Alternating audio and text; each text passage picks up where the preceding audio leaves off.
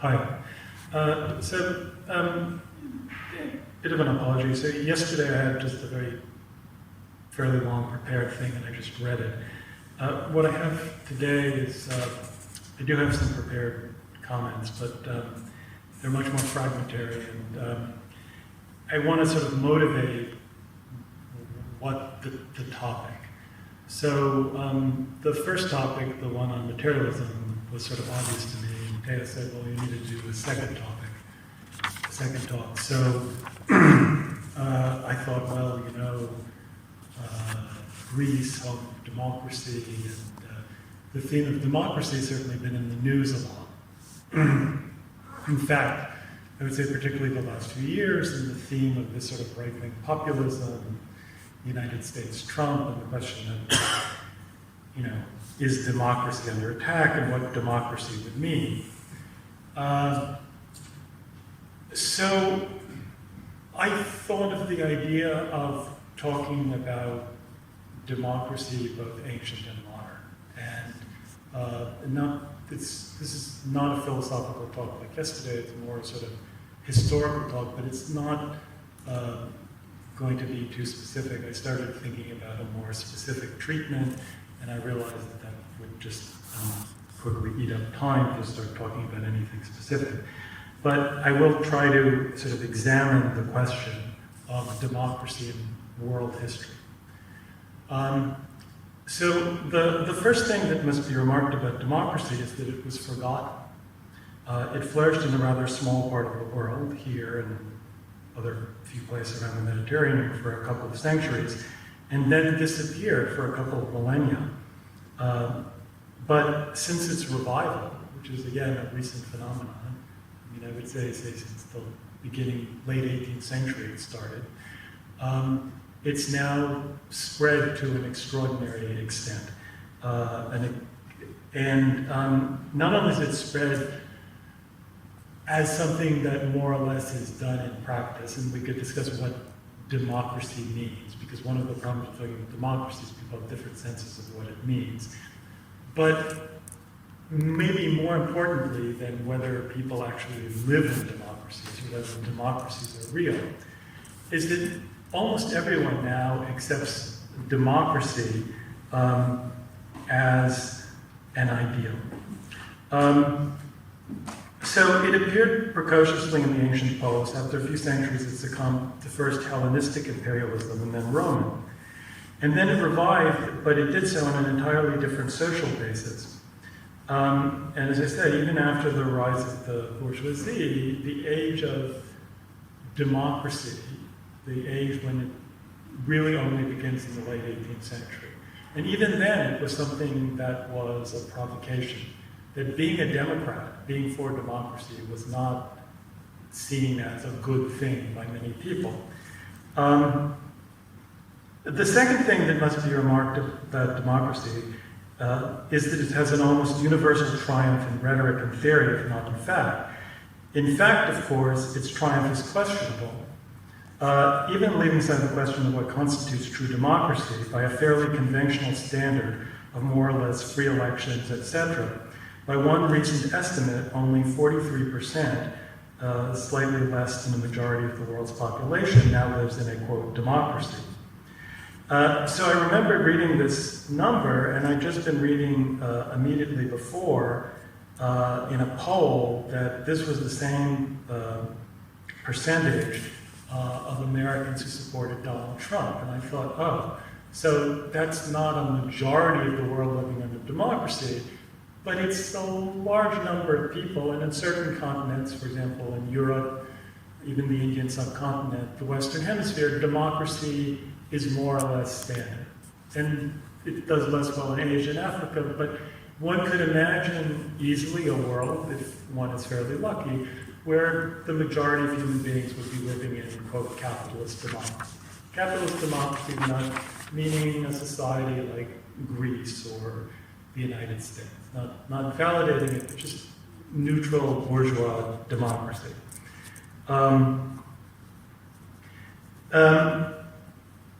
So if democracy than not actually a universal government.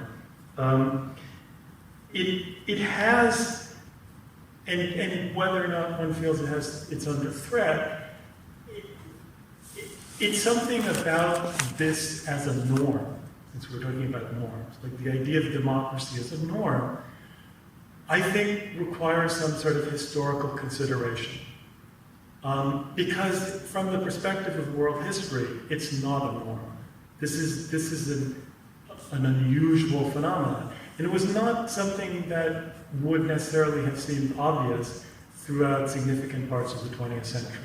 In fact, for a large part of the 20th century, socialists and leftists and liberals feared that democracy was doomed, right? Much more intensely and with much better reason than people tend to feel now, right?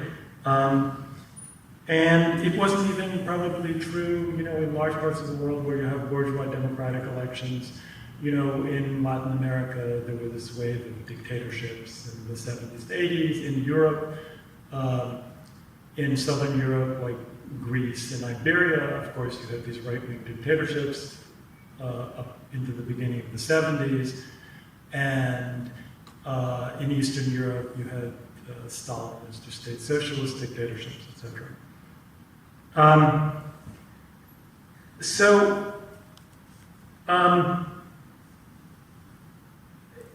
Again,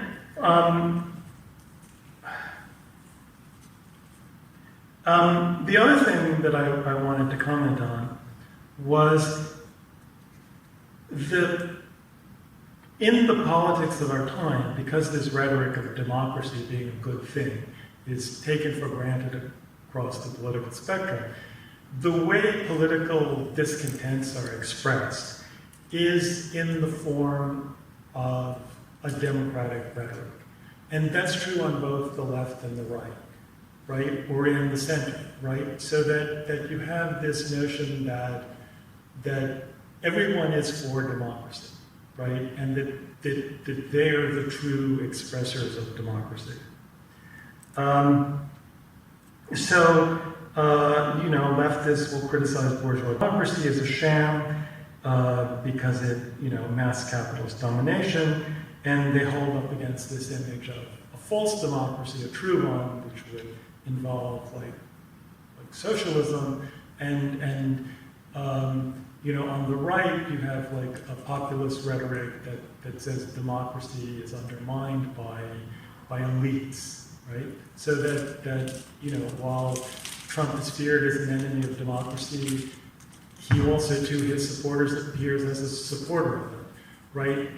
Brexit, and again, there's this anxiety, this complicated discourse about democracy, so that Brexit or the election of Trump, you hear people simultaneously, like with Trump, you hear people both fear that democracy is under attack, that Trump represents the unraveling of some kind of democracy, and then in a kind of lower voice, sometimes you hear people express anxiety that this is the product of democracy, right? That somehow this person was elected, right? That 43% or whatever of the population, right? Or he won with like 48% of the vote. That's still a lot of people, and that the masses of people, maybe you can't trust people to choose good government, right? Which is sort of an idea that again was common on the right and now is like increasingly, I think, heard on the liberal left. Furthermore, as I said, the political discontents of our time are formulated in democratic terms, whether by a populist right or an identity politics left. So if you think about it, like again, the identity, most issues of identity politics are formulated in what are called identity politics, are formulated in what I would call are essentially democratic terms, right? That some group of people doesn't have their rights respected as citizens, right? I mean, whether it's women or blacks or disabled people or sexual minorities, the point is that some principle, which is now assumed to be essential to democracy, at least to modern democracy, though it wouldn't have been seen as essential to ancient democracy, has been violated. And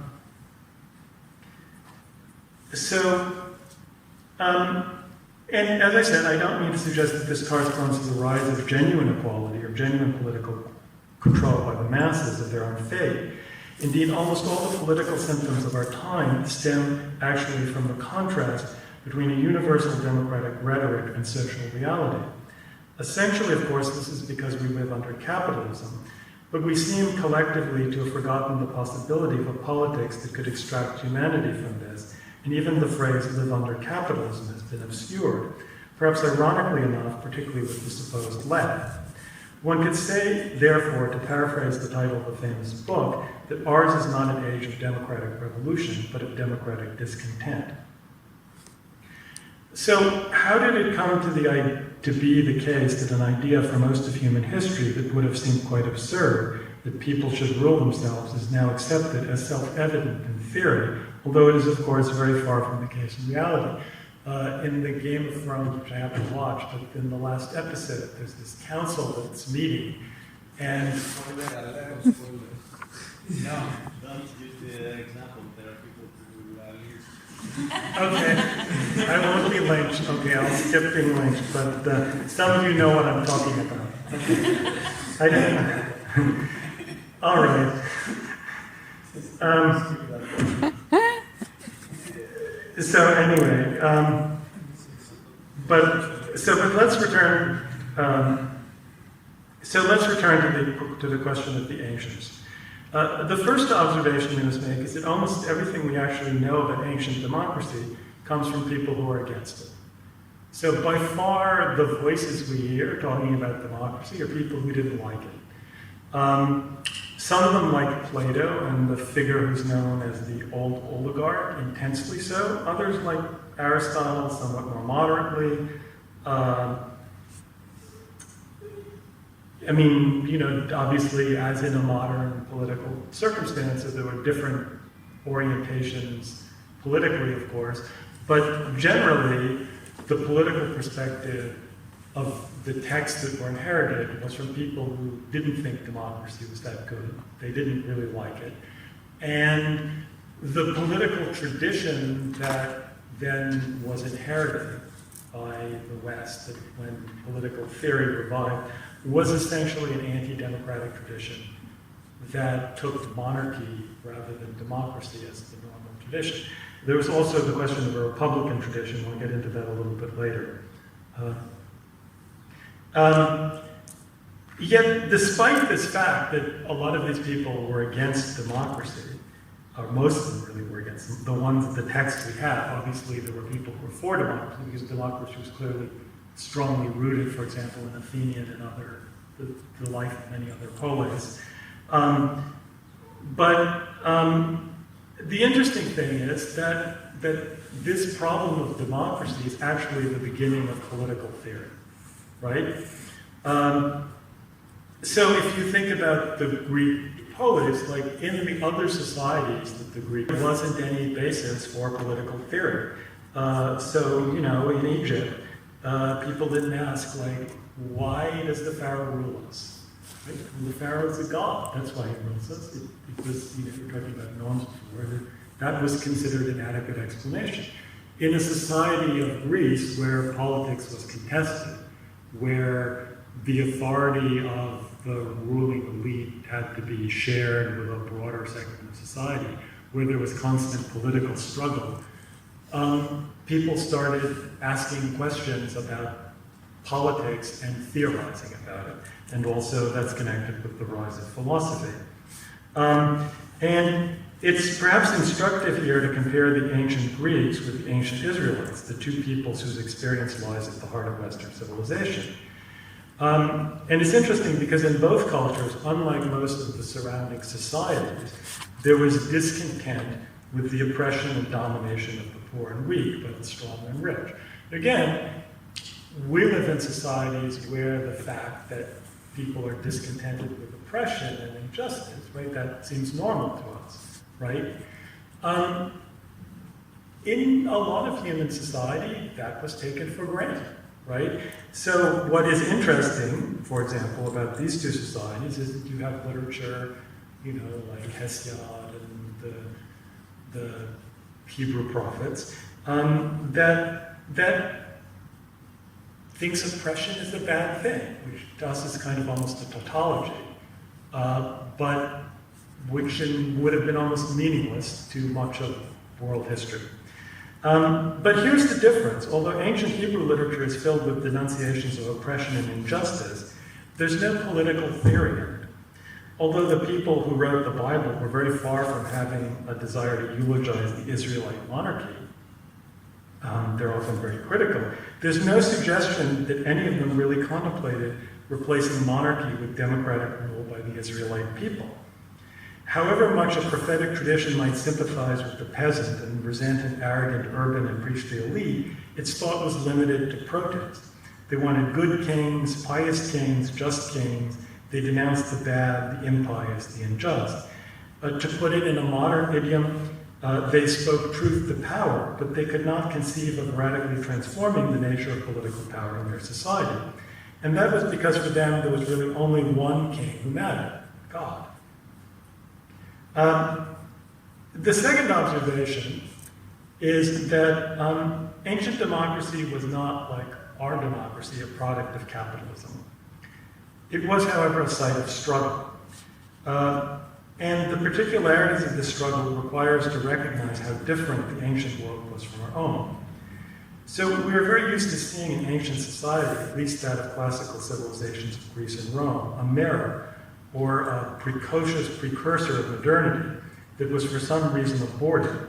So it is easy to miss its essential differences. So I have found a quote here from Max Weber. He's writing in 1909, by the way. And it's in a book about a history of ancient, sociological history of ancient society. He says, a storyteller can always count on the heightened interest if his listeners believe that the story applies to their own lives too. Then he can end with a moral exhortation. My story, however, is not of that sort.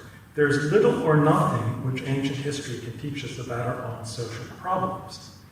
A proletarian of today and a slave of antiquity have as little in common as do a European and a Chinese, which phrase struck me. Our problems and those of antiquity are entirely different. Therefore, the story I tell has only historical interest, yet it is one of the most absorbing man knows, for it describes the internal disintegration of an ancient civilization. So the first thing that's striking to a citizen of the 21st century is the phrase, as little in common as do a European and a Chinese. And the first response is likely to be a politically correct defensiveness, this is racist, Eurocentric, etc. But what's more important than this superficial reaction is that however different the social problems of Wilhelmine Germany and late Qing dynasty China might have seemed, it should be clear that in the 21st century that they're essentially similar. Or if I may be permitted to substitute for purely accidental personal reasons for Europe and China, Massachusetts and Malaysia, two places on the planet of which I've had a lot of recent direct personal experience, then I would say that there's essentially no difference at all. Of course, there are obvious differences of climate, language, food, social mores, and what's called race. But all these are actually quite superficial. What going between these two places that are almost literally on opposite sides of the planet actually demonstrated to me at an experiential level was that we live in an era of global capitalist culture in crisis, and that the political manifestation of this is experienced as a crisis of democracy. So this then is perhaps the greatest difference between ancient and modern democracy. Implicit in the modern idea of democracy is its potentially universal character. The association, furthermore, since the end of the Second World War, of democracy with the core of global capitalism, means that any society that's not democratic is perceived as backward. In fact, the establishment of democracy as a global norm is really a phenomenon of the late 20th century. And since 1989, it's acquired a particular character because of neoliberalism. Because of the overthrow of the regimes of Eastern Europe and the USSR and the consequent establishment of capitalism took place there through the holding of free elections, democracy must be accounted as a central pillar of the neoliberal order. I know that this goes directly counter to a certain left narrative that insist that neoliberals are fundamentally hostile to democracy. But I think this narrative about neoliberalism is actually an attempt, simply another attempt to claim that the left are the only true Democrats, which I think was an idea that was true at one point, but neglects the phenomenon of what Marxists call Bonapartism. In other words, it's clearly not the case that universal suffrage and constitutional republics will produce a left-wing outcome, right? And in that sense, incidentally, ancient democracy, right, that where there was a much greater involvement of the people themselves in the process, seemed actually to conform more to a class struggle pattern, right? That it seemed as though if the whole of the population were really involved in the running of the city. But implicit in this idea of a democracy as a universal norm, if not a universal fact, is that democracy is not culturally specific. Again, ancient democracy tended to have a very particularistic character. Like the true democracy, democratic regimes were Greek, or there were certain elements that were similar to them in like the early stage of Rome as a city-state, right? And the Greeks didn't really think like, oh, we should spread democracy to the barbarians. That would have seemed a very peculiar notion to the Greeks. It's like, well, this is a way of life that's good for us. You know, in the Gulf War, people said, we shouldn't spread democracy to the Arabs. That's like stupid because Arabs are like not democratic or whatever, right? But inherently, I think most people now feel that there's something problematic about that notion. But of course, ancient democracy was in a sense understood as a particular way of life, right? That wasn't a kind of norm, as in a self-given norm. The other difference is that ancient democracy was rooted in the polis, whereas modern democracy is rooted in the nation state, which is much bigger. So in contemplating what separates us from the ancients, there exists another problem. Because of the role that discourse about ancient society has played in subsequent discourse about political theory in later Western civilization, an image of ancient society as a predecessor of modern bourgeois society has itself played a role in the ideological development of modern bourgeois society. So an analogy might be made with the difference and similarity of ancient democracy and modern democracy, and ancient materialism and modern materialism, right? So even though ancient democracy and ancient materialism were in fact quite different from their modern counterparts that share the same name, the fact that democracy and republicanism had existed and played a role in ancient society, like the existence of materialism in the ancient world, and the fact that people reading these texts knew that, liberated modern bourgeois thinkers create their modern versions, different as they are. So a good example of this interchange between like the problem of modernity and the ancients and how it's perceived in analogy would be the pioneering French historian Numa Denis Fustel de Coulanges, whose pioneering work, The Ancient City, was published in 1864. It's cited by Engels in Origin of the Family, Private Property, and the State, which we're talking about. And he himself was the teacher of Durkheim. Fustel de Coulanges looks at ancient institutions and their fundamental differences from modern society against the standard of the modern liberal state. The evolution of such a state is for him the measure of progress, and the development of human intelligence is, in his view, above all, the evolution of liberal, perhaps utilitarian ideas of society. The history of Greece and Rome is always at least implicitly judged in terms of their contribution or obstacles to the evolution of bourgeois property and the liberal state. Indeed, despite the strong disclaimer at the beginning of the book concerning the applicability of comparisons between the ancient Greek and Roman world and modern bourgeois society, his analysis is often colored by an anachronistic tendency to see in Greek and Roman society the rudiments, albeit abortive, of bourgeois principles, idealized forms of property in the state. So the message secreted in Fustel de Coulanges' insistence on the specificity of Greek and Rome and on the danger of dreaming of reviving ancient institutions is not only a scholarly one, but also a political lesson for his own time. He seems to be warning his readers of the danger of impeding bourgeois progress or going beyond it to the disorders of mass democracy. Echoing Benjamin Constant, whom we read in the reading group, he says that people have deceived themselves about the liberty of the ancients, and on this very account, the liberty of the moderns has been put in danger.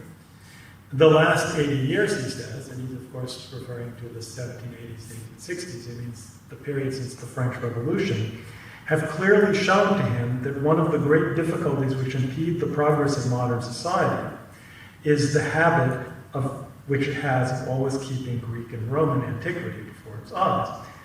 Now, nowadays, of course, people are not exactly keeping Greek and Roman antiquity before their eyes. In the period since the First World War, and even more in the period since the Second World War, the habit of bourgeois society of keeping Greek and Roman antiquity before its eyes has, of course, dramatically diminished. And the central educational role of classical languages and civilization has long given way to supposedly more practical pursuits. And one wonders whether the decline of a classical humanistic education is not a form of unconscious self-recognition of bourgeois society of its own disintegration and decadence.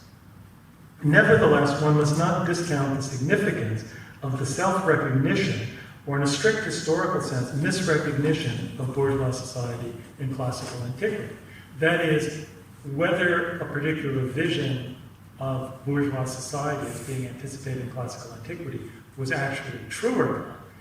That idea had, I think, actual consequences on the development and self-conception of bourgeois society that probably would have been very different if the examples of antiquity, even if misunderstood, were not present.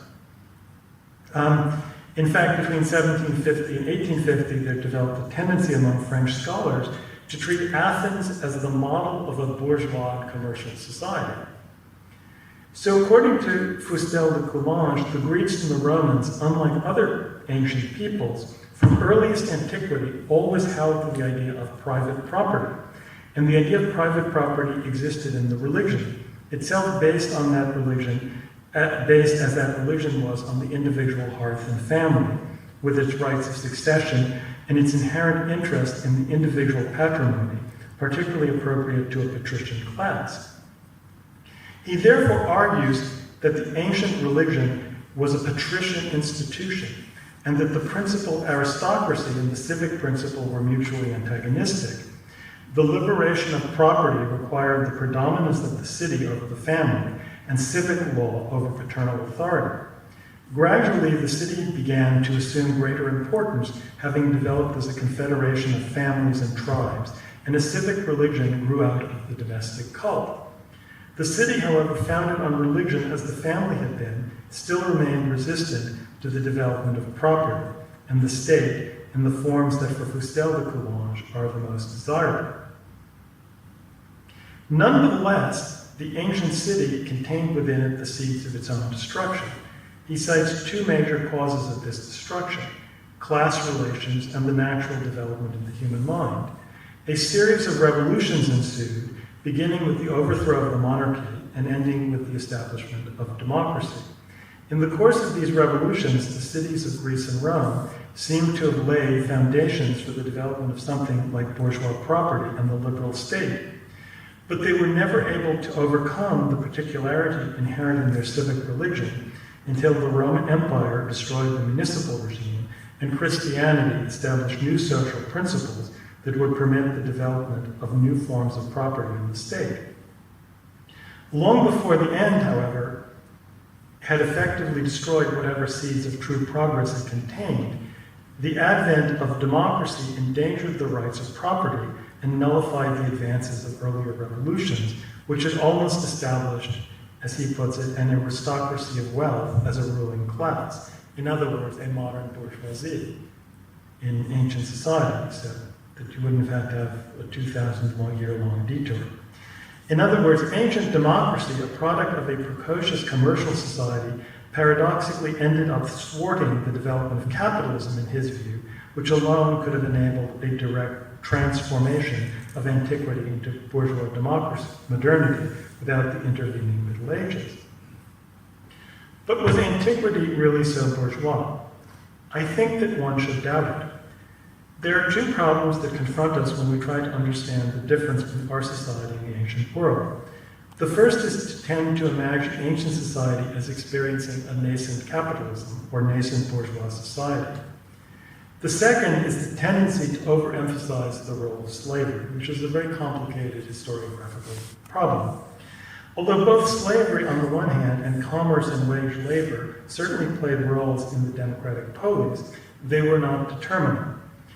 So one must avoid the image of an idle mob of citizens living off of slave labor, and must also avoid the image of Athens as a bourgeois or quasi-bourgeois society. There was no ancient capitalism. Max Weber often uses the phrase capital, but he always qualifies it, right? So again, capitalism is not something that can be determined on a sort of individual basis, right? There were people who did things sort of like what we would think of as the capitalists is doing. But there wasn't a generalized society of commodity production for profit. And there are other differences between, nor despite the well-known claims of a general disdain for manual labor, should one imagine labor in the ancient polis to have been done predominantly by slaves. So there's a stereotype, which you get from reading a lot of basic products of the upper class, that, you know, people like Plato and so forth had this disdain for the manual labor, right? But most citizens of Athens would have been engaged in some form of manual labor when they were not participating in the life of the city. And the basis of ancient democracy was a yeoman peasant class that could afford its own armor in time of war, the hoplites, right? So to a large extent, the ultimate social basis of the organization of ancient democracy was a military fact, right? And often, like the artisans in the city, the landless people were in the navy. So again, the Athenian navy tended to be both the most imperialistic and the most democratic. And another thing that is striking when one compares it to, for example, a modern slave society, such as in the American South, where slave labor based on agriculture was integrated into a network of global capitalist production. So there was obviously no global capitalist production, no general capitalist market. But where industrial production was done by free labor in the North or in England. In ancient Greece, tasks which we might think of as industrial were often done by slaves, whereas agricultural labor, although slaves might have participated, often seems to have been predominantly done by free peasants. Now, in Rome, that was not necessarily the case. It's true that in the late Roman Republic and under the Empire, large latifundia manned by slave labor developed, but those were a later development. And again, that was triggered by the opportunities for the mass exploitation of human beings caused by successful wars of imperial conquest. So the Romans had many more slaves because they conquered many more people and were more successful in wars. And when you had enough slaves, Max Weber has this description of slave barracks in some of these latifundia, and he says, well, what does this remind you of? It sounds like being in the army, right? So he's comparing this nice dig, he's like comparing this latifundia to the Prussian army. But that too underwent a social evolution because the end of imperial expansion led to a decline in the availability of slaves. You started to have slaves reproduce themselves in families. So the prehistory of serfdom, right, we're going ahead of the problem of democracy. Democracy has long ceased to exist. The prehistory of serfdom is in fact the simultaneous, so to speak, rise of the slaves and the decline of the free peasant into a kind of generalized dependent status. And also the decline of whatever kind of networks of commerce and local production. So it's a part of an economic decline, which has ambivalent effects on the question of personal status and freedom. So indeed, the story of Roman history compared to Greece appears to be that of a patrician class that was far more successful in heading off democratic developments and channeling social tensions into external conquest. But one price of this success, however, seems to have been a far less rich intellectual life than the Greeks. So can it be a coincidence that the greatest flourishing of European culture before modern times was in a democratic polis? And this is despite the fact that many of the greatest products of that democracy were either ambivalent or, like Plato, deeply hostile to the democracy that made them possible. Right? You have a Plato in democratic Athens, not in Sparta. And so although the sociological conditions were entirely different, and therefore the analogy is very problematic, it does seem to me that there might be a certain psychological resonance between an ancient Athenian intellectual admiration of Sparta and, say, a Western European intellectual sympathy for a Stalinist USSR during the Cold War, in which their own intellectual life would have been impossible. Plato certainly could not have existed in his own republic. The other paradox of the fall of ancient democracy is that the empires that swallowed up the democratic polis were large and cosmopolitan. So ancient democracy, I should say, by the way, that while the rise of the Hellenistic empires and then Rome destroyed democracy as a form of life, they didn't really destroy the polis. So the ancient classical empires actually incorporated the polis into their society. So the Hellenistic empires were based on the polis, but superimposed over the polis was this large monarchical structure. And similarly with Rome, right? The subsequent breakdown of urban life is a later development. So these large empires were cosmopolitan. So ancient democracy was in its direct character, the participation of the citizens, inherently limited in scale. The negative aspect of the democratic participation of the citizenry in the life of the polis was that it worked against universalism. By contrast, the large empires of antiquity promoted at their best universalist visions of human community. Thus, the universalist strains in ancient Hebrew thought were, I would say, actually promoted by the experience of conquest and exile by the great empires of antiquity, whereas the more particularistic strains were brought to the fore by a focus on the Judean state and the cult of Jerusalem. The perennial emphasis on the longing for Zion has perhaps obscured the fact that it was really Babylon that has been the great creative force in Jewish life. Similarly, it was the Roman Empire that made Christianity a world religion. Now, of course, this doesn't mean that the Jews and the Christians particularly like being smashed by these empires, but the context of the large empires, I think, promoted a mixing of culture and so forth that actually promoted a more universalistic vision. And the most universalistic visions, like Stoicism, for example, right, in terms of kind of universal human rights that we think of, come not from the democracy, but from the empire. And of course, within the smaller microscale of Greek life, the Athenian democracy was the imperialistic power. So it was democratic Athens, it was imperialist, non-Sparta. Again, it is one of the innovations of bourgeois society and capitalism to make conceivable the idea of the democratic republic on a large territorial scale. Nevertheless, modern democracy, while taking place on a far larger scale than ancient democracy, consider like an election that just occurred in India, where more people actually voted than the entire population of the planet at the time Athenian democracy was at its height.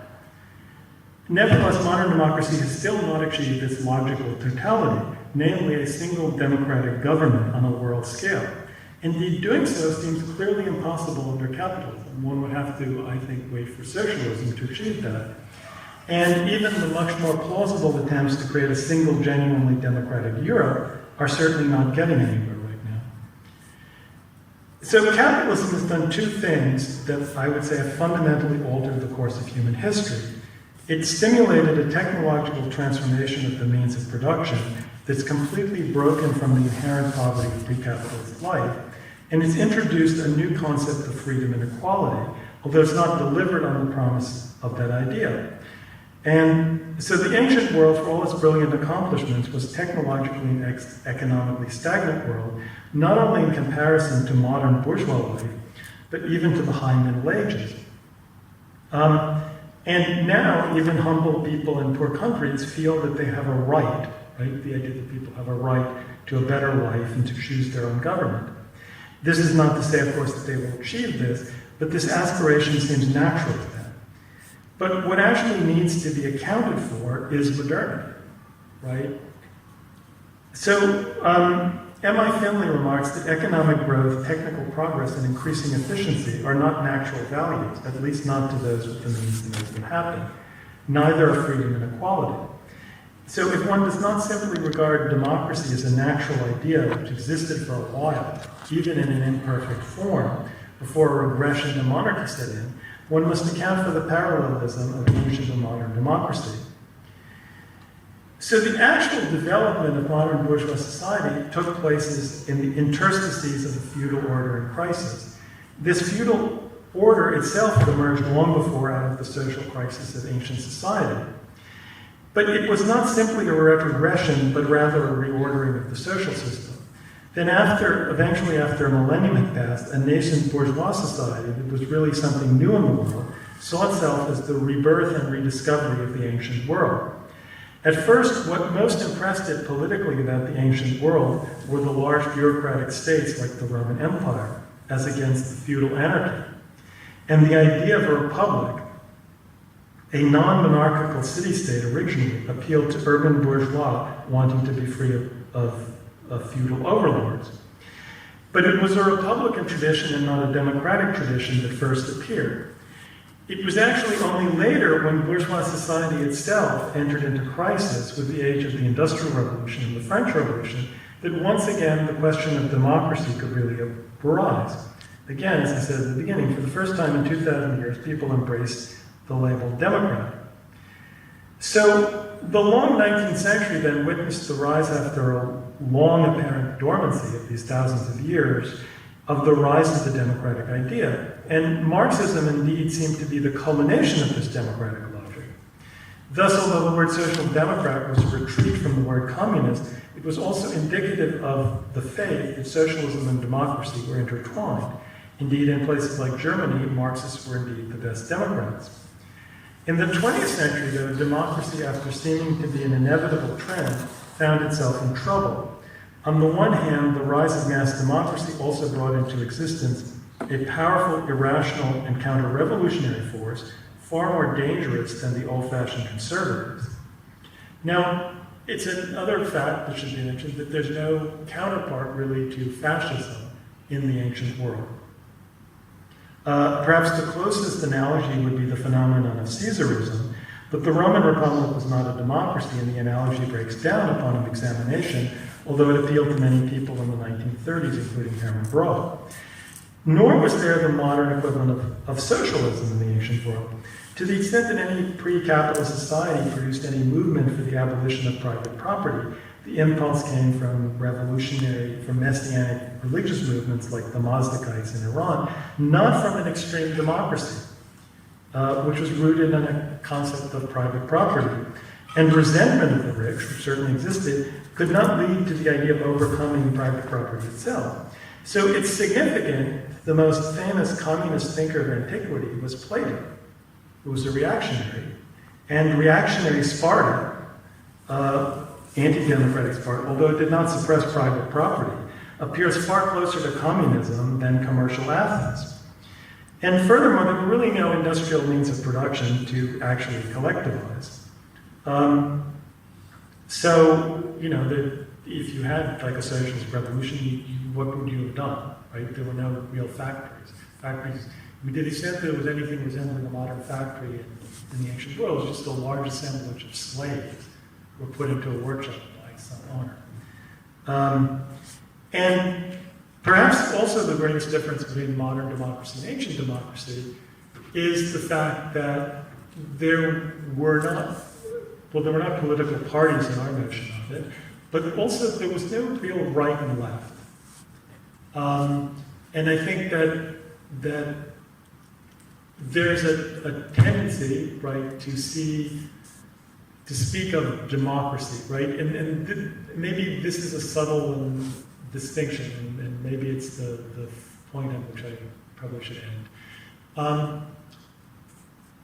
We say in Platypus that this idea of the left begins with the French Revolution, right? Or maybe there's some sense of the left going back maybe a century or so earlier to the British Revolution in the 17th century. So the question is, why were Democrats in Athens, right, the democratic tendencies, why were they not a left as opposed to the anti-democrats who were right?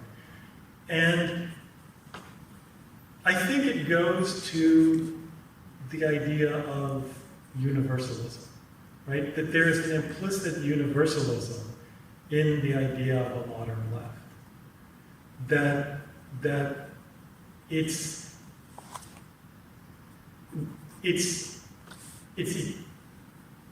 the ancient notion of democracy is still a notion of democracy within some of equality, of this agoria, the equality, the freedom of speech, but within the limited confines of a specific community. Whereas I think that the modern notion breaks these bounds. I think that there is in the modern notion of democracy a kind of utopian longing. That's why I think that the sense of democracy as a norm speaks to something more than just the practical question of votes. People feel that democracy is a kind of never-ending process, that you will make society ever more and more democratic. And I think maybe I'll just open it up for questions because I'm rambling a bit.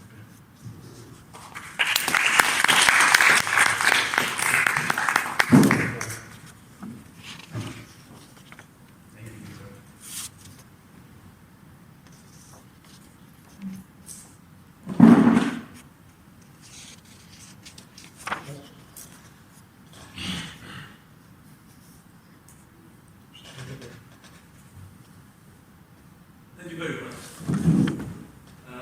Just to clarify that I don't really have a question, but to open up the dialogue, maybe it's useful. Would you not say, first of all, thank you, and thank you for making that also note about how, for example, Socrates would not have been possible to say these things in the society he described in the Republic. That's, I think, very true. Kaufman makes this point too. My question is, wouldn't you say that universalism, precisely as you describe it right now as a modern idea, was born from the conjecture born out of Greece with the universalization that occurred with Alexander and in collusion with the Jewish faith? This is the argument that you make in St. Paul, that universalism was born out of the collusion of Greek and Jewish culture in Christianity. St. Paul himself, which declared neither Jew nor Greek, everybody is under God equal, and so on. Well, I wouldn't disagree with that, but I think that it's a bit historically narrow to imagine that Christianity brought universalist ideas into the world. So I think didn't say Alexander himself one moment before that. Well, I think that there were tendencies towards universalism throughout what is often called like an axial age. And again, I think that they're the product of empires and long-distance trade, people meeting people from different cultures. I mean, even in certain ways, if you think about like there is something kind of open and universal in Herodotus. And there's a lot of universalism in some classical Chinese thinkers and some of the Hebrew prophets. It's like I think what's interesting about it is that the universalist tendencies in Greek thought were not necessarily coming from the part that promoted democracy. And so there's a way in which a modern democracy, which does aspire to universalism, takes from the democracy, but strips it of its particularism, and takes from a universalism that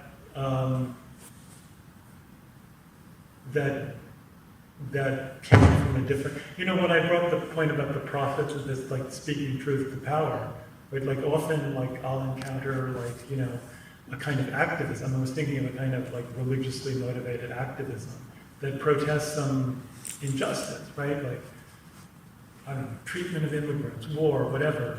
And it doesn't really think about like the totality of politics, right? And it's often religiously motivated. And I think you can see a lot of that in the Bible. Like it's easy to see where that comes from. But again, what strikes me about it is there's no theory of society there. It's all about justice, right? And there is a sense of justice also in Greek thought.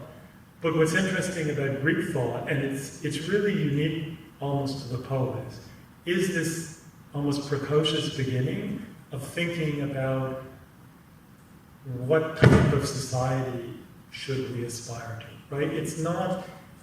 It has to later combine with a kind of historical consciousness, which you have like in the age of Hegel and Kant, particularly in Hegel, to sort of go into a kind of modern Marxism. But anyway, sorry. Yes, Richard, thank you. One thing you mentioned you were possibly going to elaborate on, but I don't think you did, was the other tradition of republicanism. So and I suppose maybe you could reflect on that, both ancient and modern, and also with respect to the left in the present. Okay, thank you for. So we of course think of republics in terms of democracy, right? But of course, most republics in history have been oligarchies, right? They haven't been. The people haven't really controlled it. What's different between a republic and a monarchy is that it's a group of people, a constitutional, law-based society, rather than a personal loyalty society. So republics did exist in the ancient world. They also disappeared largely during the Middle Ages. They're a predominantly European tradition. I don't know that much about the rest of the world. I think there were ancient republics in India. So in the city-states, for example, Italy, you have this republican tradition, which is part of a kind of deep background to a bourgeois revolutionary culture, right? It's the idea, it's what I would call the belief in a kind of rule of law, right, as opposed to the rule of the people. And of course you can have both. You can have a democratic republic, but the rule of law doesn't necessarily imply that the whole people get to choose. Again, I think clearly the fact that there were republics, right, that people knew there were republics, made the thought of not having a king more possible to people, right? It's like, well, the Romans did it or whatever. So when you could have these city-states, right, that were not democratic societies, they had nevertheless this kind of civic loyalty, and they also had their own political struggles, which were sometimes similar. What is different about those republics in sort of the late Middle Ages and Renaissance and so forth is that they were controlled by merchant oligarchies, and those really were the beginning of the bourgeoisie. In other words, The society of the late Middle Ages, appearances to the contrary, was actually more bourgeois than ancient Athens, and closer to our own, both genealogically.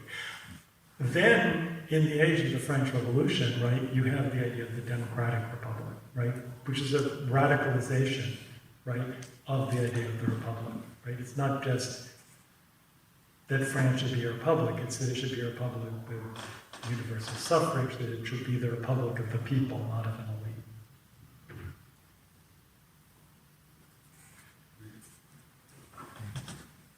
Thank you, Richard. First of all, at some point you used the term dormant to speak about how the idea of democracy waned for some periods of time. So that gave me the impression that there is this idea of democracy lying above us and just waiting to reappear at some point. So, in some sense, seems a little bit historical to me. Well, I think I was. Yeah. Just in terms of expression, just for a future reference. So, what I missed when you spoke about the 20th century was the moment of the 50s. You made some references about how democracy reappeared in the late 20th century. What I read, for example, main references to a book by a French sociologist. He's not a Stalin apologist. He's a scholar of Paris. His name is Nicolas Dulot, and he's spoken how in the early 50s, you know, culture of the Congress for Cultural Freedom and all that stuff, all this, let's say, apparatus from the American side was put in place.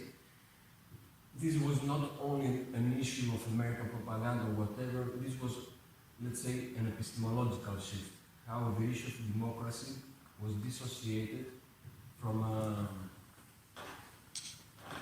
being a whole, let's say, a demand for a whole democracy, including social rights, a more holistic approach of democracy, into a more a sole nominal issue, a legal issue, and how this was instrumentalized, of course, against the Soviet Union. And so I missed in your speech the issue of totalitarianism. So I'm thinking about Lozurdo's critique about totalitarianism. So the period of the 50s is quite important about how we have this fetishization of democracy and until the 70s. So in the late 20th century, it's not so much about democracy. What this French sociologist is arguing, we have a shift from democracy to human rights. Because democracy was quite a valid argument from the Western side, as long as they had the means to also pay for it. So when we have a capitalist crisis from the 70s, they don't have the means to support their argument because they also need the material means to pay for it. So they start speaking about more cheap stuff, like human rights. So, yeah. So I probably actually agree more with you than I sound. So the first comment about dormant, sure. I mean, it's ahistorical. I think I was being a little bit ironic by saying it. I mean, something disappears for 2,000 years and people have forgotten about it. It's like really dormant, right? That was maybe a bad choice of word, but I think I was trying to be ironic. The point about the 50s, well, the reason I chose that periodization is that, of course, during the Second World War, the Soviet Union and the Western powers were allied against fascism, right? And what's striking about that, like at a rhetorical level, we're not talking about the reality, but an ideological rhetorical level, is that the fascism was anti-democratic. It was explicitly anti-democratic. So neither the Western powers nor the Eastern, the Soviet Union, rejected the idea of democracy. They didn't say, we are opposed to democracy. Right? People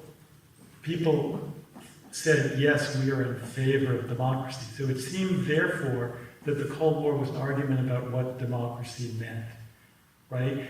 And even if, you know, in Eastern Europe, dissidents were jailed, or even if the US is giving money to some horrible Latin American dictatorship and, you know, that's torturing people, the language spoken, I'm not talking so much about the social reality of democracy, or it's, you know, the way actually democracy in the West masks class power, all of those things, right?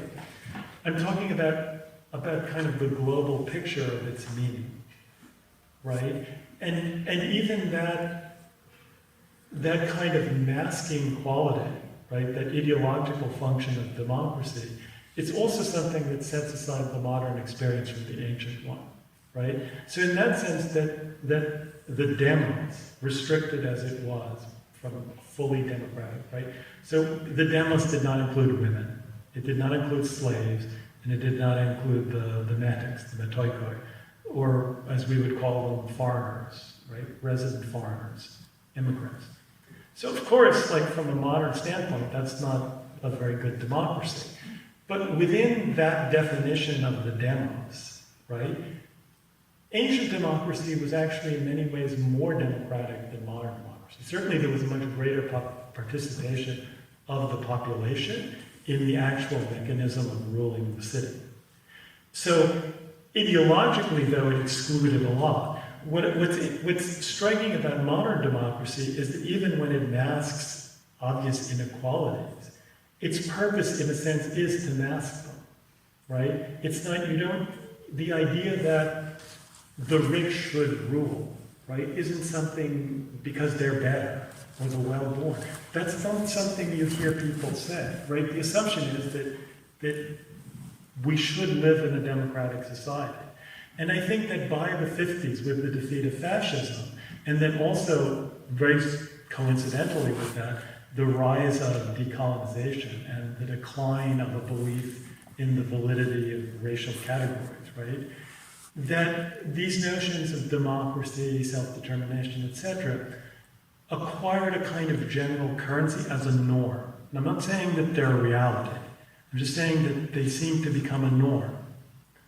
Now, as long as the sort of real existing social societies existed, you could have then a discussion about, you could have some comparison, you know, between like, okay, this parliamentary democracy and free elections. But I think that one of the reasons for the ideological shift of the last 30 years is that when people in Poland or Hungary were given the opportunity to have these free elections, right, they voted themselves out of these planned economies with collectivized property, right? So there is a belief, which to some extent has some validity, right? So for example, that the right doesn't want democracy because democracy threatens the interests of the rich. So, for example, when there were the dictatorships in Latin America in the 80s and so forth that were backed by the US and that were torturing people and all of these horrible things, people like Noam Chomsky were saying, well, the US is against democracy. And the thing is, the US was kind of conjuncturally against democracy. In other words, if there's like some danger of like, you know, a communist being elected, yeah, the US will be against democracy in Chile.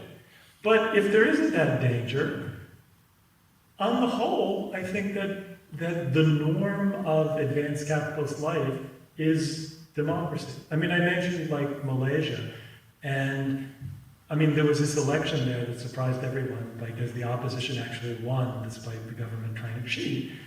And what was striking to me was how it changed people's self-image of themselves, like the liberal Malaysians I was around in the world. Like, oh, we can have a democratic election. We are not like a loser country.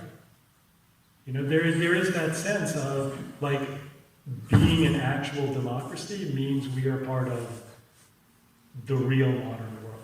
Whereas if you have these rigged elections, you're living in a substandard country. And that's what I mean by the sense of it becoming an ideological norm. Now, I don't think that changes or affects the actual distribution of power or wealth or oppression, but I'm struck by that as a phenomenon. I'm even more struck by it in the total broad range of human history, where for the great majority of human history, people have thought democracy is a terrible, ridiculous notion. And even in the 20th century, you could find a lot of people, for example, fascism was not unpopular, particularly among intellectuals, so people have forgotten that, who would probably have said that. I mean, Heidegger, I'm sure that Heidegger in the 30s was probably quite satisfied that now Germany was done with democracy. Nowadays, people, even if people think that, they would be pretty cautious about saying, let's get rid of democracy. But this establishment of democracy as a norm is also part of the increased authoritarianism. That means It is, that's quite correct. A bit to raise the question of the relationship of Marxism and democracy. How, for Marxism, democracy is the most, let's say, complete form of class domination in a sense, where you have a universally approved form of class domination. Mhm. This is the most perfect form of domination, the democratic one. But it's also something that Marxists would struggle for against an Exactly, undemocratic. that's the ambivalent tradition. That's the ambivalent tradition. Because in Marx, there are Marxists that focus more on the dictatorship of the proletariat side of his argument that they tend to interpret as anti-democratic. So there are even anarcho-Marxists who are against democracy and also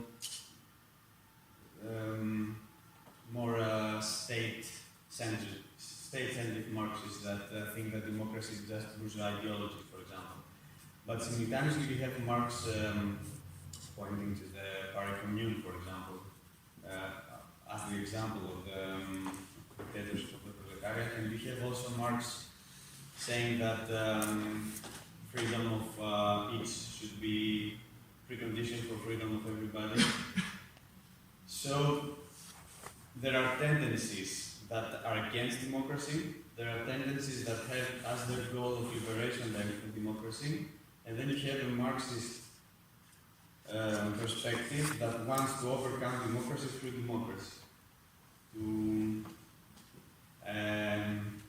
So there, I don't know if you want to comment a bit on so, that. so there are two things. One is, I have a feeling that many of those tendencies on the left that say they are against democracy now, that there's methinks thou dost protest too much. So like plenty of anarchists, when push comes to shove, oh well, they'll end up voting for some left liberal party, because of course, you don't want to have a fascist regime, right? So it's like, well, they're against democracy in theory, but in practice, they function like kind of rather shrill sort of left liberals. So that's one thing. The other thing is, that way of talking about democracy is not the kind of thing that, the kind of people we talk about, the classics, Marx, Engels, Luxemburg, Lenin, right? Most of them lived in societies that we certainly, and they did not think were democratic, right? Either completely obviously undemocratic, like Tsarist Russia, or at best a kind of pseudo-sham democracy like Wilhelmine, right? They knew they were living in undemocratic societies, and they didn't poo-poo the idea of bourgeois democracy. In other words, if Lenin would happily have traded the kind of governmental regime of the United States or France for Tsarist Russia, if that's the option, he would say, well, of course you want a bourgeois democracy.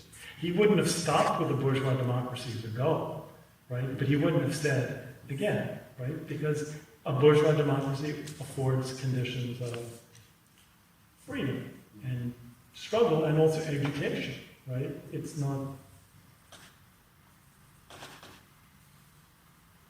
Yeah, they were pointing to examples of democracies that are close to our models of democracy, like Switzerland, Well, the US, but yeah, it's true what you said. But Lenin also was saying that I agree with the anarchists that the aim is the overcoming of democracy as a form of statecraft, of a rule that the majority rule against minority. So Lenin said that this is still a relic of the past, a relic of a class society. That because there are class antagonisms, we need to find one rule that dictates social life, that majority should rule minority. That this is still part of unfreedom. And he was agreeing with anarchists on that, but he was disagreeing on the means that he should use to reach this. Well, also, the other thing, yes, sir. A very short comment. I think throughout the whole discussion and during the presentation, there was a mix-up, not with the whole minority-majority issue, also with the methodology of participation in a democracy. There was a recurring reference to two elections, the whole universal suffrage thing, which was different from the method used in socialist states, which was different, mediated with a dual structure with party and state elections, with different models to what we use in bourgeois societies. But this is a different methodology of democracy because people over there also stated that it was democracy. But this is different from the whole point that you raised, minority or majority. But are we talking about this or are we talking about methodologies of democracy? Because Richard is mostly speaking about the whole idea for bourgeois democracy as it happened in Malaysia or the United States, the model of a capitalist democracy as we are living in Greece, for example. That's what I'm getting. Not the Leninist debate about minority and majority. Well, in terms of methodology, so one of the things, I mean, I was trying to deal with a word, right, democracy, which means many different things in different contexts of materialism. And I'm trying to deal with like an ancient vision and a modern vision. Like, it certainly seems to me one of the experiences of democracy of the Russian Revolution is the idea of Soviets, right? Which actually is a different democratic form. And in some ways, the idea of Soviets is actually closer to an ancient idea of democracy. It's closer to a kind of direct popular control, except instead of the demos, it's a class. Also, they had representatives that they were. They had representatives. They had representatives, but again, the conception of the relationship of the people represented and their representatives, right, is, I think, more close. I mean, it's a totally different sociology and a different ideology, but it's in some ways closer to an ancient model. It's in a sense, and it is different because the origin of parliaments, again, is not actually democracy, right? So this goes back to the question of republicanism. We conflate the idea of parliamentary representation with democracy, but of course, parliaments themselves long preceded democracy. Parliaments became democratized, right? That's the historical process through universal suffrage. Then there's kind of a terminological, there's one a terminological question of what do you mean by democracy? And I said, well, I'm not really talking about that. I'm just talking about the word and its meanings, not asking what it really is. And again, I would question whether the people felt in sort of real existing socialism that they were actually representing themselves democratically. In other words, I see that as an ideological charade, which I think is different from the ideological charade of Western society, where people, I think ordinary people feel, well, yeah, they are represented, right? They may not like the results, but they tend to accept the legitimacy of the system when they vote. In both cases, you have a social dynamic dominating individuals and society, producing crisis, dominating their life, and then they have a kind of fixed political form as a savior that we always seek to stop the catastrophe and save us from these difficulties, socially and individually. Right, and the difference and then it betrays us again. So it's. And the difference is the domination works much better in the Western system because people agree to dominate themselves. It's a much more efficient system of domination. I would like to draw the discussion back to ancient democracy for one moment. Okay. Plato's Republic Yes. is, as you said, clearly an anti-democratic text. And at the same time, it makes an argument about economy, about how it is really wealth that makes democratic societies problematic. Because, in fact, it appears as there is an equality of opinion But in truth, this opinion is influenced by the rich that have money to buy sophisticated knowledge, use it in public speaking, lawyers, and so on. So the problem of democracy is pretty much linked to the problem of wealth. Yes? That's why Plato says that every city that doesn't have, let's say, well, as you said, communism, will never be one city. It will only be two cities, struggling with each other, one of the rich and one of the poor.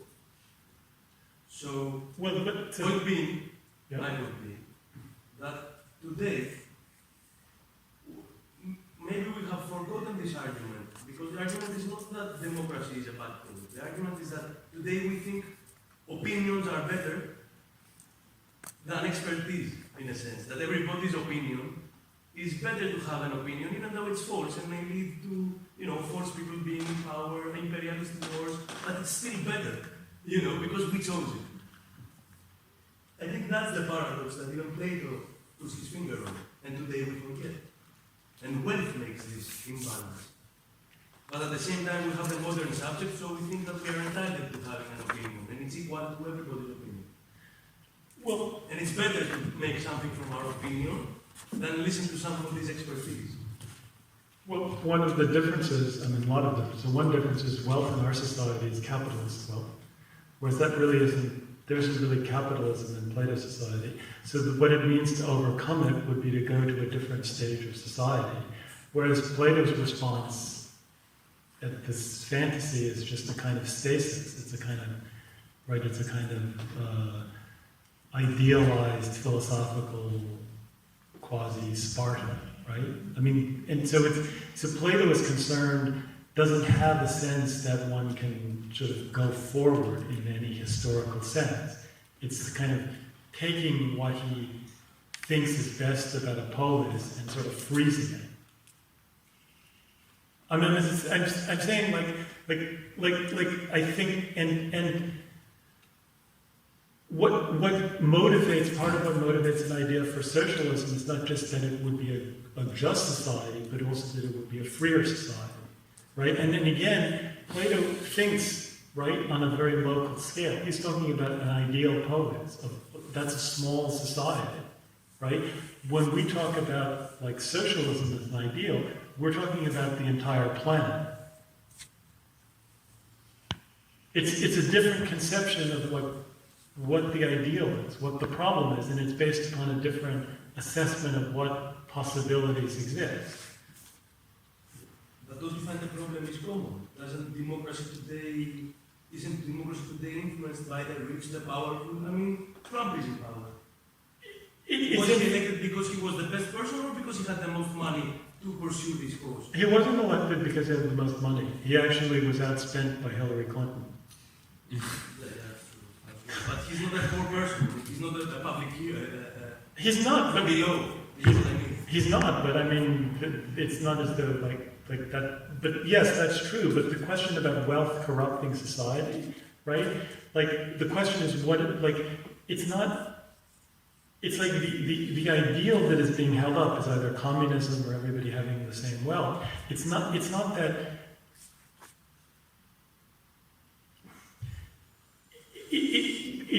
Wealth is also the agent of human liberation in history, right? Capital and bourgeois society has also been an agent of a huge amount of freedom, right? The fact that Athens was a more commercial society than Sparta meant that it actually had more freedom. And anyway, factually, the vision of Sparta was like an idealization because it actually, was not this stable totally, right? So it's what Plato is responding to is this fantasy of what an ideal society would look like. But it's a response to his frustration with his own society. And one can derive aesthetic pleasure from it. But it's not an actual concrete political plan. And it wasn't even meant to be in his time. And that's where things like Marxism become different. Right? Marxists actually have an idea about changing the world. Plato is talking about what the ideal should be. Plato went to Syracuse 3 times to change. Yeah, and it was a total disaster. Yeah, but he tried at attempted to make this a political program. I'm sure there are, I mean, I'm not saying there are no differences, of course, but I'm just saying that these differences persist in the same level with regards to the problem of economy and the problem of policy, regardless the scale, regardless the time. Well, if you say that, that also makes it seem like an impossible thing to change. Like, okay, so we can talk about like the appearance of continuity, but if one can't understand, Not impossible, just not yet so. I think Marxism comes to answer the same thread of questions. This is what I'm saying. It's a meditation precisely on the relation between economy and politics, because we haven't solved it, even in the modern democracy. But the point of, okay, this is a valid perspective. I just want to raise also the Marxist perspective that the problem of the wealthy and the poor is a bourgeois concept of democracy and politics as a problem, because Marx is witnessing and thematizing the problem of democracy as the state that rules both the wealthy and the poor. It's a political expression of the domination of society by capital. Hence, Marx is saying that even without capitalism, when we see ourselves as commodities, it's as if we have capitalism still, but without capitalism, the same problem. Hence, democracy,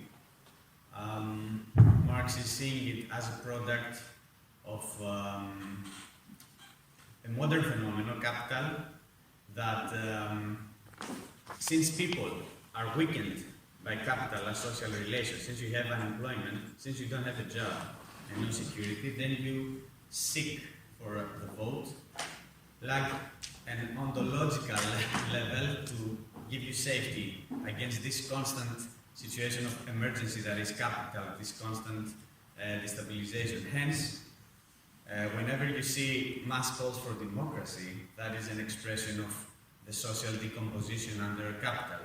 Hence, if you overcome this dynamic, this domination by capital, democracy wouldn't appear as this necessity or as a savior to patronize society, to save it of itself.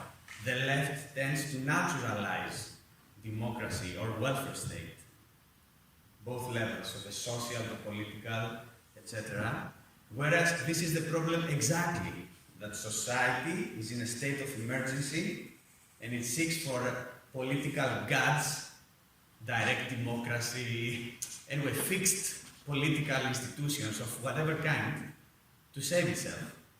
Whereas we should thematize this problem and try to overcome democracy as this kind of statecraft. But in order to recognize it as a problem, you have to participate in democratic politics. You cannot change the mind of people because it comes from below, the problem of democracy. You cannot wish it away. So it's this simultaneous necessity but impossibility of democracy that we're dealing with from the Marxist standpoint. And we haven't dealt with that historically successfully so far. And this is a continuous problem. I mean, when I spoke about the hegemony of democracy as a norm and an ideal, I mean, I see that as a problem to a radical politics, because if all discontents are seen as purely democratic discontents, that's actually a limitation of the vision of radicalism. I'm not saying that's a good thing. I'm just commenting on what seems to me effective. I mean, I'll give you an example of a very particular example. So I was involved at one point a lot in like Israel-Palestine stuff. So democracy is used as a phrase very much by both sides. So on the one hand, supporters of Israel would say it's the only democracy in the Middle East. And on the other hand, critics of Israel, supporters of Palestinians, would say Israel is not a democracy at all, that it's a racist state, etc. So what I'm struck by in terms of the evolution of political discourse is that people who in the past, like the 70s, right, on the Palestinian side, the pro-Palestinian side, would have formulated, say, a critique of Zionism in terms of, say, imperialism, socialism, or whatever, now do so often on purely democratic terms, right? Their criticism of Zionism is that it's counterposed to their idea of democracy. I'm not like getting into that specific example, but I find that like an interesting, let's say, psychological symptom, that the old language has fallen away and that the problem is posed in terms of democracy. And I think that is generally part of the political trend of the time we live in, that problems are posed as a problem of a failure of democracy. So capitalism itself is posed as a problem of a failure of democracy, which I think is at best a very awkward way of formulating it, and really a misleading problem. And that's what's different from Plato's time, right? Plato wasn't dealing with the crisis of capitalism. He was dealing with his resentment as a member of the social elite at the vulgar Athenian masses and his view of philosophy and eternal truth. And I love Plato, but I'm just saying, like, it doesn't mean that he wasn't one of the greatest thinkers of all time. But I don't think that that's what we're talking about. I think it's a different problem.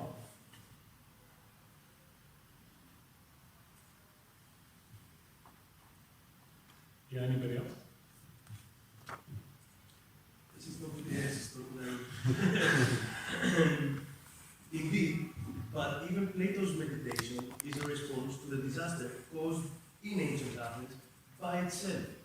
It caused the Peloponnesian War because of the democratic campaign towards Sicily. And this happened with demagogy.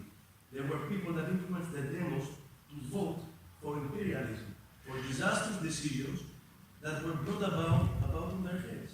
So you see, it's not an easy task to say that, okay, there is disillusionment with democracy. Democracy as a form of state was exactly this.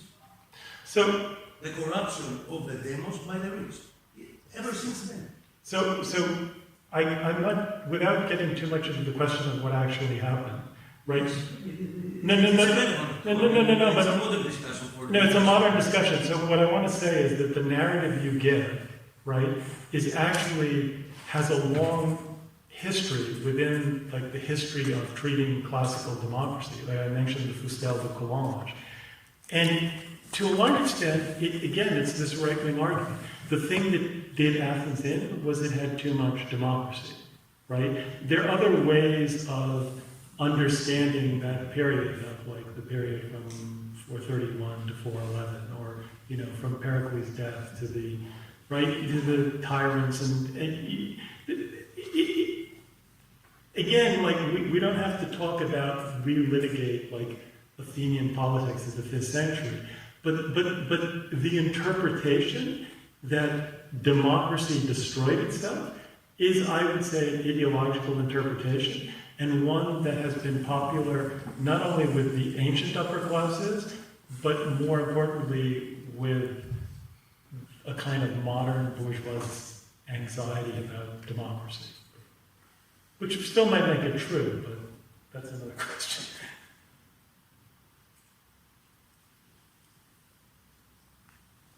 Lucy? So just to go back to this, the Democratic Republic, what happened to that idea, and how do we understand, for example, Britain. Sure, but also, you know, we have a democratic, you know, two parties in the US, a Republican Party and a Democrat Party. What does that mean in relation to this history and like? Well, the names are indicative of a certain, like, historical memory, and I mean, so the Democratic Republic is now the normal form of capitalism. I mean, there are a few exceptions to that, like Britain, Japan, etc. But except for figurehead monarchs, they're essentially functionally similar to democratic republics. That's the normal form of capitalist class rule, is a democratic republic. Now, that's not universal because it breaks down, particularly in backward capitalist countries, tend to be prey to authoritarian dictatorial rule. You know, There are lots of exceptions to that, but that's now the norm in advanced capitalist society. It wasn't even in a large part of the 20th century. Right? You could have imagined an alternative history of capitalism where the norm of capitalist society would be fascism.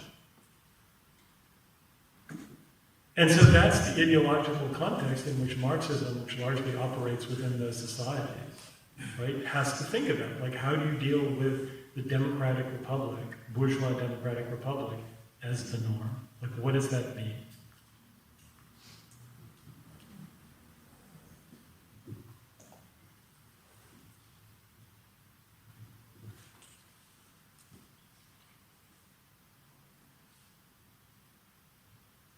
Can I just say one thing, by the way, since the subject of war was brought up in Peloponnesian War?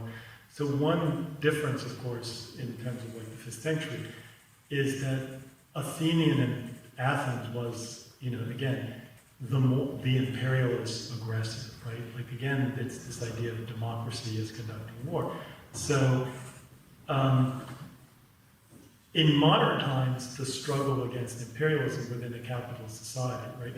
I think it would be a different meaning of the word imperialism, is connected with a particular Marxist understanding of imperialism, right? So when you speak about Athenian imperialism, you have to be careful that you're not analogizing it to a kind of modern capitalist imperialism. And even like Roman imperialism, right, which was, by the way, far more brutal than Athenian imperialism, it had a different socioeconomic logic. I mean, one of the other interesting points is that phenomena like capitalism in the ancient world, like in Rome, the people who seem like sort of capitalists actually flourished more in times of war than in times of peace. And it had to do with the kind of essentially parasitic quality on the state, right? It's a society that, like, again, could be parasitic, but was parasitic in a fundamentally different way and had a different logic from modern capitalist imperialism. Can I raise a last, perhaps, a different concern of me? At some points, Marx and Lenin, they speak of the need to overcome the democratic statecraft by the elementary social rules, the basic social rules that were ruling social life for millennia, and for these social rules to substitute the state, which is a mechanism that has a certain history, and we have to get rid of the state and rely on these elementary social rules that govern our life. For example, if now a quarrel between us gets into, fighting with each other, probably they won't call the state apparatus. People will try to solve our problems on their own. I mean, can this idea be implemented in a social form in a massive scale and minimize the need for a state, even the most democratic state? Because we may be socialized in different conditions under socialist politics, for example, that would make our basic orientation governed by these elementary social rules, as both Lenin in State Revolution, but also Marx, they refer to these elementary social rules. Yeah, I don't know. So I have two comments. One is an anecdote, which is a story I read from Isaac Deutscher. He talks about there was a period in the kibbutz movement, where part of the kibbutz movement was very pro-Soviet and pro-Stalinist, and a visiting Soviet dignitary was visiting. And it doesn't matter what you think of the kibbutz or Zionism, because it's not really part of the story. So the diplomat, after being shown around, asked, "Where is the jail?" Right? And they said, "There's no jail." Right? Implicit in this was that there was like a social community, right, that didn't need force to discipline its members, right? And this was he was incredulous about that. So I think that notion that human society can exist without mechanisms of state coercion, and I think there are plenty of examples, both pre-modern and even modern, right? Tribal society, right? So the state has not been a universal social form. Also, I will say this about the question of ancient democracy, modern democracy. We talk about the state as though the state is a continuous entity that we know exactly what it is. So the state, the Athenian state, was something fundamentally different from the modern state. The ancient state, the medieval state, if it really existed in feudal society, and you could question whether there was such a thing as the state, was a fundamentally different entity. And we actually live in a society that... What's the difference? What are the different laws? Well, there could be many differences. One difference is its fundamental The permanence, bureaucracy, control, permanent police force, permanent army, right? The impression one gets of Athenian democracy, for example, is just of a kind of profound, almost amateurism, right? It's like the kind of thing you'd have in like some small New England town, right? But it worked, right? It worked because people did what was needed from them, right? People, like the whole concept of the Hoplites, right? The armored citizen peasant soldier, right? This is the people who could buy their own armor, right? If you were drafted into the military gives you a uniform and a gun. It doesn't say, well, everybody who can like afford to buy a uniform and a gun will come and like, right? That's not the way modern society works. And we are actually used to a degree of state control and bureaucratization in modern capitalist society, even the most democratic, enlightened ones, that would, for most of human history, have just been completely unthinkable. And we've naturalized it. Richard, people usually would argue against this because modern societies are more complex and modern cities involve millions, etc. So that makes these armed bodies of men and these professionals of administration of the deep state necessary. And that's why the bourgeois revolution is very important, the bourgeois society that seemed for a moment to work through social relations, and state became something like just the expression of these social relations. I mean, if you don't provide examples or not exactly examples, but forms of social relations that were pointing to this possibility, people are naturalizing the state because so they. Well, I think It doesn't matter that in ancient Athens they were not professionals, they would say, because they didn't have all these complex needs. So you need more to, persuade or follow through this argument. And the point is that humanity discovered forms of social cooperation like trade and this kind of stuff that replaced statist or political forms of domination in a sense, or they were pointing towards to their possible overcoming. I mean, usually we hate markets, etc., as leftists, but they were pointing to a possibility that capitalism itself betrayed. I'm not for markets, but I claim that they were pointing to a possibility of a social form that relies on social relations and not political institutions, huge political institutions. so. You're talking about the impulse of a certain phase of the bourgeois revolution to deregulate markets, to give markets as an expression of To human make freedom. the state simply an instrument, not a governing principle. That it's something just that facilitates ongoing social relations, how we exchange our labor, our products of labor. Right. If there wasn't the bourgeois revolution pointing to these possibilities, the socialist movement wouldn't have the basis to abolish the state, because that's what happened in the 19th century with the anarchists and the Marxists. They were basing on a tradition, a specific tradition that was peculiar to the modern society. That's what I'm trying to say, how you point beyond the state Well- based on the historical specificity of our social relations, not to the fact that the ancient Athens were not professionals or some tribes, for example. You need more historical specificity in the way you Well, address the problem. okay, That's okay, the so- caveat, So, I mean, it's hard to demonstrate that a modern technical society could run without police forces and without, in other words, the idea of socialism is hard to demonstrate. In terms of I pretty much agree with we you. were speaking about the idea. The I ideal, understand that now, of course, you cannot live without okay, the state, but is it possible to live without it? To live without these professional bodies dictating to the society the way it should live? well, so part of what justifies the permeation of the state into society, right, is that people, like in a democratic society, you can convince people, well, it's their state, right?